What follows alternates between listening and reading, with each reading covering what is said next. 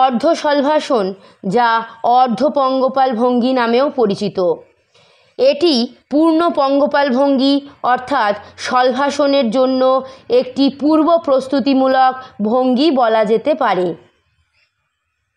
অর্ধশলভাসন অভ্যাসে পিঠের পেশি শক্তিশালী হয়, পা এবং উরু প্রসারিত হয় এবং হজম শক্তি বৃদ্ধিতে সহায়তা করে। এই ভঙ্গিটি পেলভিক অঞ্চলে মাসাজ করে এবং টান থেকে মুক্তি দেয়।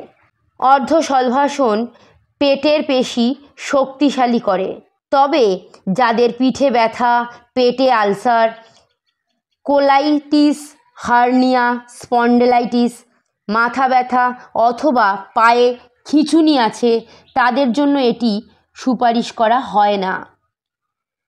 বিশেষ করে গর্ভবতী মহিলাদের অর্ধশলভাসন এড়িয়ে চলা উচিত।